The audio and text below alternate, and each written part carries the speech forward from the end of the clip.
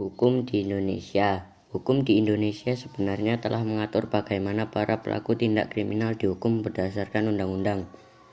Tetapi kenyataannya sering terjadi ketidakadilan hukum yang sangat merugikan berbagai pihak. Bisa dikatakan hukum tajam ke bawah tapi tumpul di hadapan koruptor. Sudah menjadi rahasia umum bahwa pelaku korupsi mendapatkan hukuman yang lebih rendah dibandingkan para pelaku kejahatan lainnya. Bahkan ada beberapa koruptor yang menerima fasilitas sekelas hotel mewah di penjara. Kita sering sekali mendengar berita maling diajar massa sampai tewas.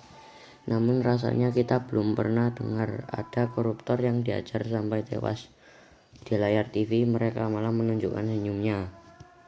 Hukum di Indonesia hanya tegas ketika berhadapan dengan rakyat kecil saja. Struktur teks eksposisi tersebut adalah hukum di Indonesia sebenarnya telah mengatur bagaimana para pelaku tindak kriminal dihukum berdasarkan undang-undang. Tetapi kenyataannya sering terjadi ketidakadilan hukum yang sangat merugikan berbagai pihak. Bisa dikatakan hukum tajam ke bawah tapi tumpul di hadapan koruptor adalah pernyataan pendapat.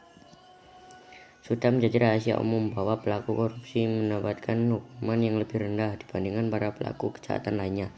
Bahkan ada beberapa koruptor yang menerima fasilitas sekelas hotel mewah di penjara. Adalah argumentasi. Hukum di Indonesia hanya tegas ketika berhadapan dengan rakyat kecil saja. Adalah penegasan ulang pendapat. Identifikasi pola dan jenis pengembangan setiap paragraf dengan memberikan alasan pendukung. Pola di setiap paragraf adalah deduktif, umum, khusus. Identifikasi ciri-ciri kebahasaan yang terdapat dalam dan tunjukkan bukti tekstual. Bersifat informatif karena memaparkan informasi atau pengetahuan yang diperkaya dengan fakta, contoh, dan bukti. Identifikasi gagasan utama setiap paragraf.